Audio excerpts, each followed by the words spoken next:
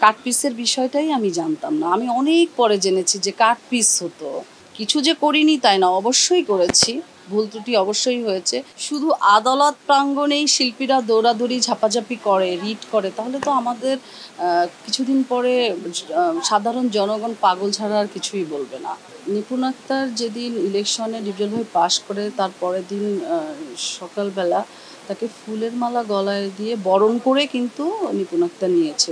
আসলে বিষয়টা একটু দৃষ্টিকটু হয়ে যাচ্ছে এবং প্রশ্নবিদ্ধ হয়ে যাচ্ছে। তো আমার কথা হচ্ছে যে যদি রিটই করবে তাহলে ফুলের মালা গলায় দিয়ে বরণ করার কি দরকার ছিল? সেদিনই তো রিট করতে পারত।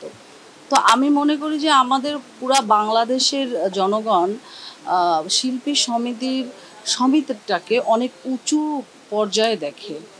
শিল্পীদের কিন্তু খুব আগ্রহ নিয়ে ওয়েট করে যে এই নির্বাচন ঘিরে তাদের মধ্যেই অনেক আনন্দ বিরাজ করে, যেটা আমরা প্রতিনিয়ত দেখি। তো এইভাবে যদি শুধু আদালত প্রাঙ্গণেই শিল্পীরা দৌড়াদৌড়ি ঝাপাঝাপি করে, রিট করে, তাহলে তো আমাদের কিছুদিন পরে সাধারণ জনগণ পাগল ছাড়া আর কিছুই বলবে না।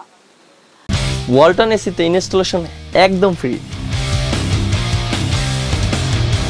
তো এই যে একটা সুন্দরভাবে কমিটিটা এগিয়ে যাচ্ছে, এর মধ্যে এরকম মামলা করা কিংবা রিট করা, এইটা আমি মনে করি একদমই উচিত না। এটা উচিত না, কারণ অ্যাটলিস্ট 2টা বছর শান্ত মস্তিষ্কে এই 21 জন যারা আমরা কমিটিতে ছিলাম, আমাদের শান্তভাবে কুল ব্রেনে আমাদের একটু সুযোগ দেওয়া উচিত ছিল যে শিল্পীদের জন্য আমরা কিছু করব।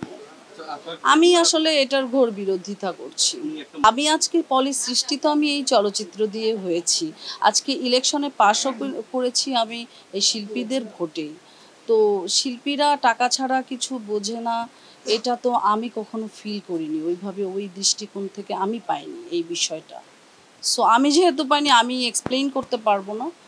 তো ও যে কোন পয়েন্ট অফ ভিউতে বলেছে এটা ওই ভালো বলতে পারে। ভুল ত্রুটি মানুষ করেই থাকে। তো মানুষের যে পুরো জীবনটা থাকে, একটা মানুষের জন্মগ্রহণের পরে মৃত্যুর পর্যন্ত একটা সময়সীমা থাকে বয়সের। কখনো সে শিশু থাকে, কখনো সে কিশোরী থাকে, যুবতী হয়, তারপরে একটা সময় বয়স্ক হয়ে সে মৃত্যুবরণ করে। তো আমার যে সময়কাল অভিনয়ের জীবনের, ওই সময়টা ছিল কিশোরীর সময়।